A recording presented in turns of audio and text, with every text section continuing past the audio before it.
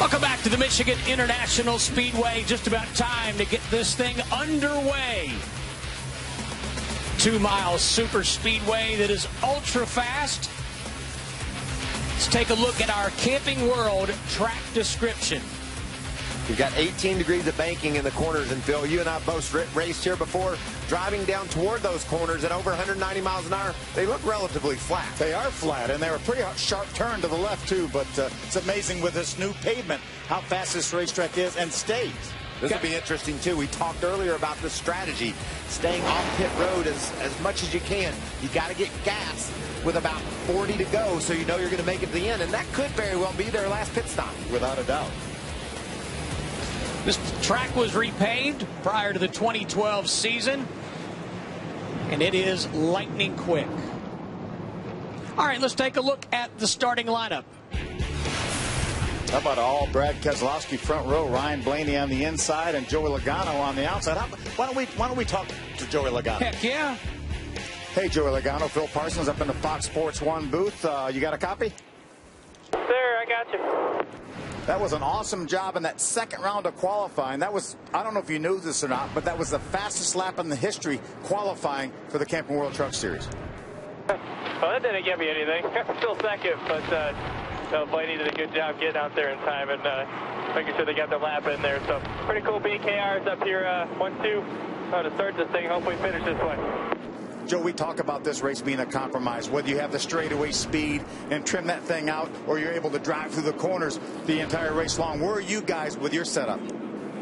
We're definitely on the handling front. We're not going to have much straightaway speed at all. We kind of went both directions in practice and felt like instead of being mediocre at two things, let's be good at one thing and really bad at something else. So we got the handling part figured out. So I think we'll be good on restarts. I think in the long run stuff, it's going to be everything we can do to hold people off. So hopefully it's a late race restart. All right, buddy. Thanks for talking to us, and good luck today. 10-4. Thanks, guys. Let's take a look at our onboards. Go ahead, Phil Parsons. We're going to ride along with our four-time champion, Ron Hornaday. He's driving the Ream Chevy, and he will start from back in the 17th spot. My theme for the onboards is life is good. Kyle Busch in the Toyota Care. Toyota is going for his 6th straight win as a driver and his 9th of 12 in the series as an owner. Life is good for Kyle Busch. We're also going to ride along with Armand Caroca. He's 6th in points right now in his net 10 wireless Toyota, and he will start from the top 10 in 10th. Ryan Blaney starting on the pole in his Cooper Standard career for Veterans Ford. He's our point leader. Life's good there. He's our pole sitter. He's got a new cup ride. A lot of things going well for this young man. He's looking to roll off from the pole and win a race today. I think that's your theme for the day. Life is good. If you're talking about trucks on Fox Sports 1, the way these guys are going to battle each other today, if you can't have fun doing this, you've got some issues. And I, as you well know, don't have any issues. Of course not. Oh, not at all. Not at all. All right, before we go racing, let's go down to pit road and Hermie Sadler. Well, Steve, as Michael just mentioned, Ryan Blaney is the points leader in the Camping World Truck Series, and how he's done that has been nothing short of amazing. Been very, very consistent. 2 22nd place finishes in a row heading out of Charlotte, but since that, this team has been on the money. Nothing but top 5 finishes, consistency, running well every week, and getting it done. You can see right there a rise all the way to the top of the point standing. Now, to keep his point lead coming out of Michigan, he will have to avoid what happened to him in this race 1 year ago. Watch coming off turn 2. Racetrack gets tight. Bubba Wallace takes a left. The 29 gets knocked off the racetrack into the inside wall. A lot of frustration from Ryan Blaney. As you can see, that's his buddy, Bubba Wallace, running him off the racetrack. He will have to not have that happen today. He's made it there without winning. He'd like to win, but he'll have to avoid that bad finish rate to maintain his lead in the points. You know, Hermie, the last couple times we've seen Kyle Busch out, it's been to victory lane. Actually, every time this season. 5 for 5. What an incredible record. But when we look at the Michigan International Speedway, guess what? Over the last 8 times the Camping World trucks have run here, there has been a driver who led the most laps but didn't necessarily go to victory lane. So being a dominant truck doesn't mean you're going to win at this particular track. Kurt Busch didn't do it. Kyle Busch hasn't done it. Todd Bodine or Mark Martin. So lots of guys who've had a really good fast race track at this track weren't able to pull it off. Today, we believe that Kyle Busch has the fastest truck. Most everybody would agree that he's the best driver in the field. He's had an incredible season so far. Can he break that streak of 8 races where the dominant truck didn't go to victory lane? We'll have to find out. All right, thanks very much. Ray Dunlap, Hermie Sadler. Kyle Busch didn't get the starting position that he wanted. We had a lot of drama during that final qualifying run. For those of you that didn't watch on Fox Sports 1, everybody waited to the last instant beside other than Ryan Blaney, and nobody got a legitimate time in that last session other than Ryan, and that's why he's sitting here on the pole. Michael, getting back to what Ray Dunlap said, you know, Kyle Busch has won more races in this series than anybody else. We know that, except for Ron Hornaday, that is. But how good is his truck from what we've seen yesterday? Well, I like the way they worked on that truck yesterday, Steve. He was tight at the first of the practice, and then he got it freed up a little bit too free. They came in and made one more adjustment, and we saw him fall all the way to the end of the pack and drive through them. Starting from this 11th starting spot, like you said, there was drama during qualifying. He didn't get a lap in that last session. That's good for us because it's going to be fun to see how he cuts through this field. How soon will he go to the top? You know, he's been out there in his Cup car, and the Cup guys were widening the groove, so we could see Kyle Busch jump to the high side. He's starting on the bottom. It's going to be fun to see how he maneuvers his way through, but I promise you this, he will. His truck's fast, and he will get through these guys. Can he stay there? He's held the lead late in the going 4 times here at Michigan and hasn't been able to pull off the win. I want to welcome back Travis Kvapil to the series. Travis is the only former winner here at Michigan in the field, and he won here twice. His crew chief on this Zaxby's Toyota is Mike Deeman. They won together for Roush Fenway. But we will also want to say, hurry back John West Townley. They're going to keep him out possibly one more weekend after his hard crash in qualifying at Pocono, and hopefully he'll be back at Bristol next week. But Travis Kvapil is going to give that Zaxby's truck a good ride. Yeah, I was real thankful. I got to meet Mr. Townley and talk to him about this team, and they're really excited about their future together. Just wanted to make sure that young man was ready to roll when he goes back racing. Before the green flag, let's listen to some radio communication between Matt Crafton and his spotter. Just remember, let's keep in mind the last several races here, since they've repaved it 3 and 4 first lap, it's been some trouble, so we'll just have to pay attention. A lot of guys get up there getting the marbles wrecked real early. Yes, they do. We saw that in the Cup race here in June, so there's a lot of interest in what's going to happen when they fire down into turn 3 the first time. Not only from these truckers, from everybody watching. Green flag in the air. Oh, Brad Keselowski front row. Ryan Blaney and Joey Logano headed towards turn 1. Joey Coulter wanted to pull out of line underneath the 13 of Jeff Burton. Jeff said, nope, not yet. Side by side, headed down the backstretch.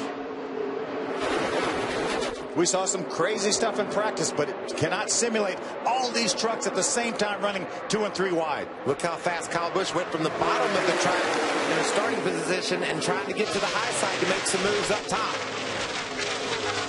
You know, not a lot of people would be brave enough to pull that move right there off. We talked about how loose it is up top early in the going. Kyle purposely drove up there and made some ground.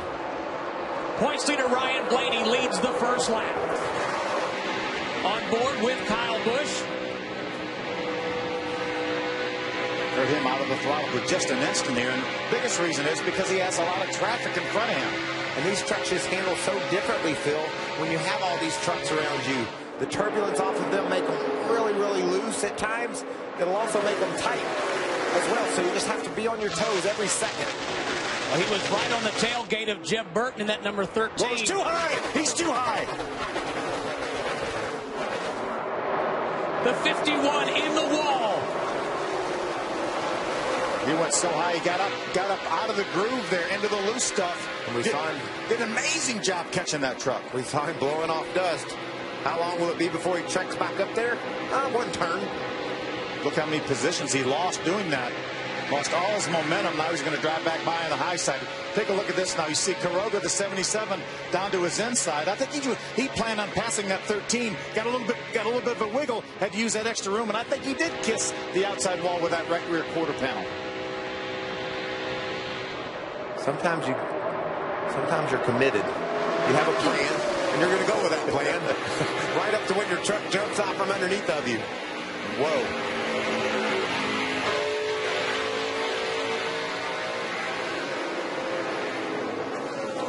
Kyle Busch fell from 9th to 17th after getting up right up against the wall in turn 4.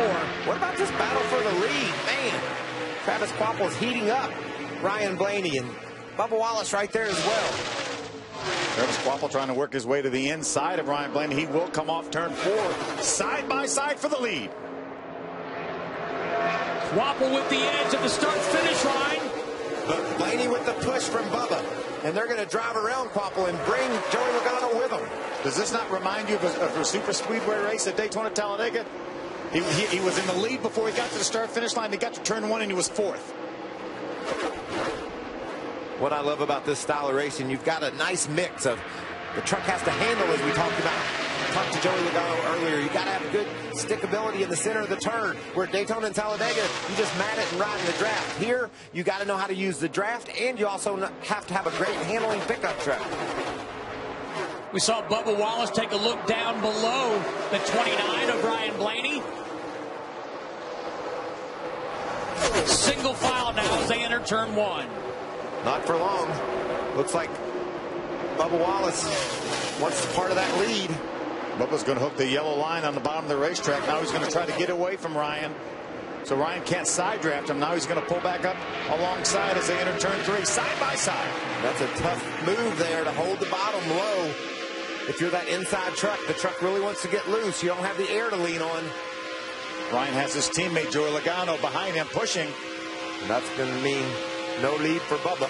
Those two Fords are going to go right by that Toyota. The 1932-05. 05 is going to Three wide. Look at this pack of 5 trucks. Where'd Taylor Malsom come from in that 32 truck? He's been lurking. He's been right on the heels of these guys and taking advantage of the move that Bubba Wallace tried to make to the bottom. And look at Travis Kvapil. He's going to be the odd man out now. I think we got a lot of drivability right now on these trucks up front. Yeah, because here comes Timothy Peters on the bottom. And there's Johnny Sauter also trying to join this battle. What a race for the lead here at Michigan.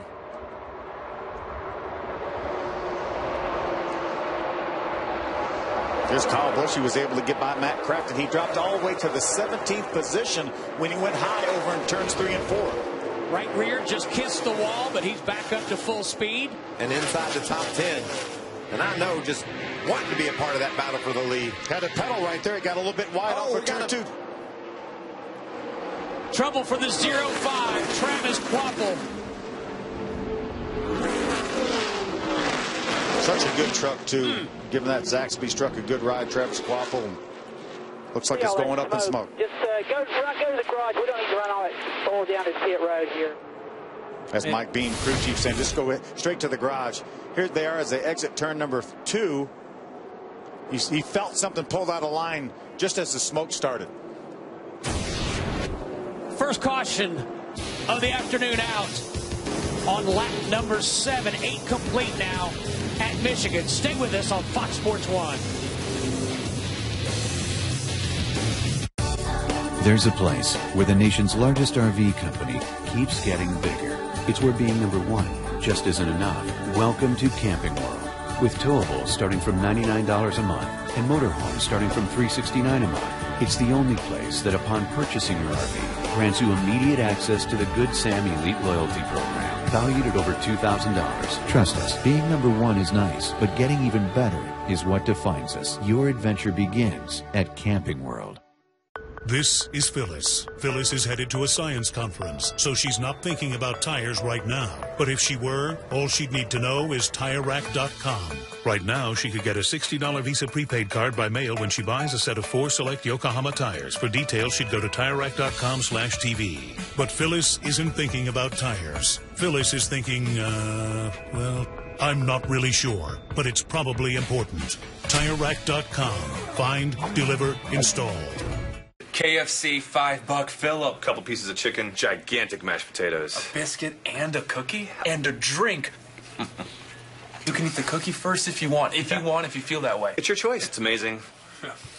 Every summer, my Nana sends me a check for $5. It's a pain to cash, but when I do, I can buy all of this for $5. I need to write her a thank you letter. Yeah, you probably should have done that way long ago. Let's chow down. Spork.